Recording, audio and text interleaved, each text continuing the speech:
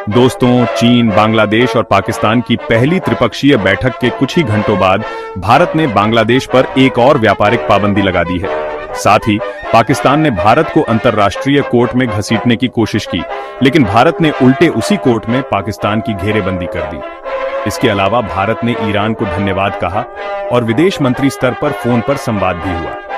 इन तीनों अहम घटनाओं पर आज की इस वीडियो में विस्तार से चर्चा करेंगे, इसलिए वीडियो को अंत तक जरूर देखें। सबसे पहले बात करते हैं भारत बांग्लादेश तनाव की और भारत द्वारा लगाए गए नए व्यापारिक प्रतिबंधों की। हाल ही में भारत सरकार ने कुछ खास जूट और बुने हुए कपड़ों के आयात पर रोक लगा दी है। यह रोक भारत में जमीन के रास्ते आने वाले सामान पर लागू होगी। Directorate general on foreign trade यानी डीजीएफटी ने एक नई अधिसूचना जारी की है, जिसके तहत अब बांग्लादेश से कुछ खास जूट उत्पाद और कपड़े भारत में जमीनी पोर्ट से नहीं आ पाएंगे। इनमें जूट और फ्लैक्स के कचरे से बने उत्पाद, single yarn, multi yarn jute fabric और बिना ब्लीच किया गया जूट कपड़ा शामिल है। अब ये सारे उत्पाद केवल महाराष्ट्र के न्हावा शेवा पोर्ट से ही भारत में आ सकते हैं, यानी भारत बांग्लादेश सीमा पर मौजूद सभी स्थल पोर्ट से इनकी एंट्री पूरी तरह बंद कर दी गई है। साथ ही डीजीएफटी ने यह भी स्पष्ट किया कि यह उत्पाद अब नेपाल या भूटान होकर भारत में आकर री एक्सपोर्ट भी नहीं हो सकते। हाँ, यदि बांग्लादेश से कोई ट्रांजिट सामान नेपाल या भूटान के लिए जा रहा है तो उस पर यह नियम लागू नहीं होगा। इससे स्पष्ट है कि भारत अब बांग्लादेश के व्यापार को लेकर पहले से अधिक सख्त हो चुका है। बांग्लादेश जो सस्ते दामों पर भारत में यह सामान बेचता था, अब जमीनी आपूर्ति बंद होने से उसे यह सामान महंगे दामों पर भेजना होगा, जिससे भारत में इनकी मांग अपने आप कम हो जाएगी। इसके पीछे कारण केवल आर्थिक नहीं बल्कि राजनीतिक भी हैं।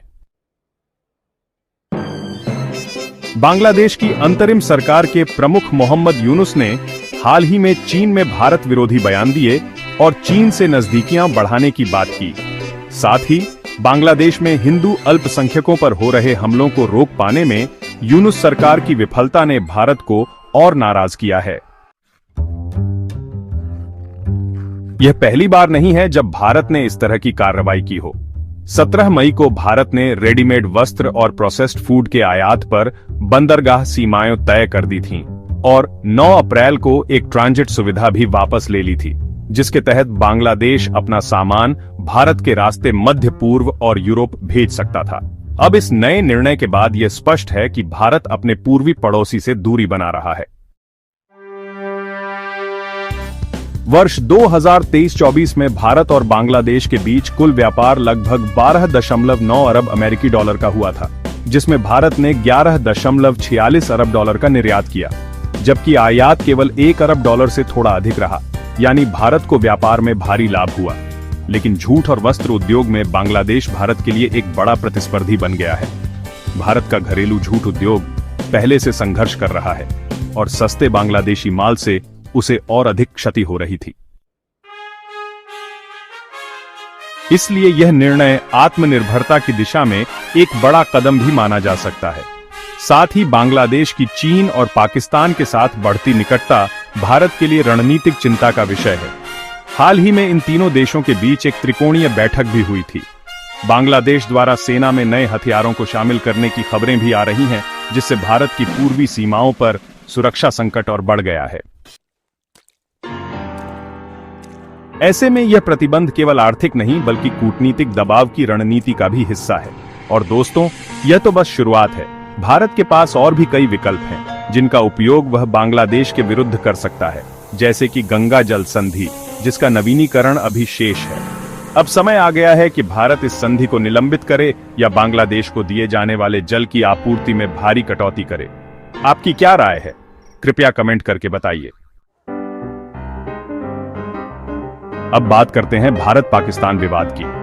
कुछ समय पहले अंतर्राष्ट्रीय कोर्ट ऑफ आर्बिट्रेशन ने निर्णय दिया कि किशन गंगा और रतले जल विद्युत परियोजनाओं पर उसका अधिकार क्षेत्र बनता है, लेकिन भारत ने इसे पूरी तरह नकार दिया।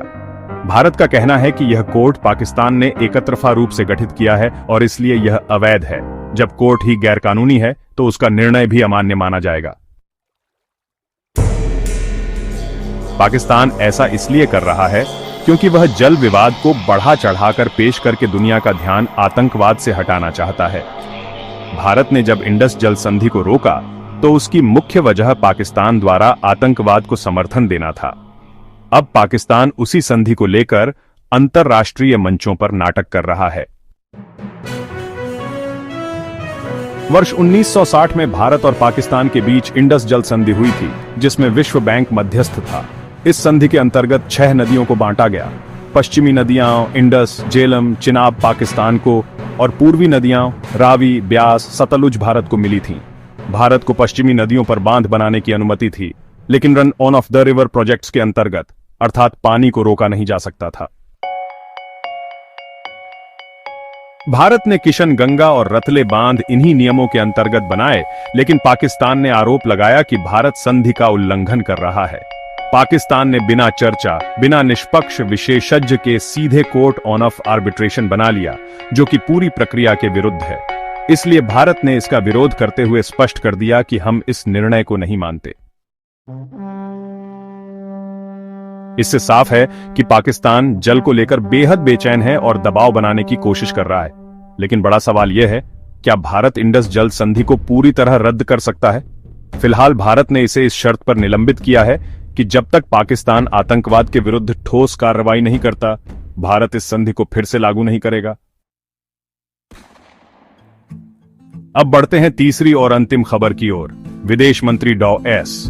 जयशंकर ने ईरान के कार्यवाहक विदेश मंत्री सैयद अब्बास अराकची से टेलीफोन पर बातचीत की।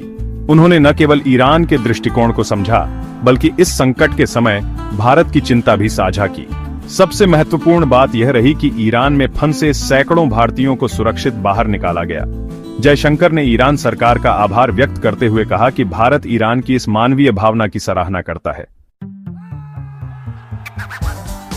विदेश मंत्रालय के प्रवक्ता रणधीर जायसवाल ने बताया कि भारत अंतर्राष्ट्रीय परमाणु ऊर्जा एजेंसी यानी IAEA से निरंतर जानकारी ले रहा है और अब तक विकिरण का कोई बड़ा खतरा सामने नहीं आया है। भारत ने पुनः दोहराया कि संवाद और कूटनीति ही इस क्षेत्र में शांति बहाल करने का एकमात्र उपाय है। भारत इस युद्ध में तटस्थ नीति अपना रहा है, जो उसकी पारंपरिक विदेश नीति का हिस्सा है। भारत ने इजराइल से भी संपर्क किया और ईरान से अपने नागरिकों को सुरक्षित वापस लाने में सफलता प्राप्त की। अपनी राय नीचे कमेंट में जरूर बताएं। वीडियो को लाइक, सब्सक्राइब और अपने दोस्तों तक जरूर शेयर करें। जय हिंद, वंदे मातरम।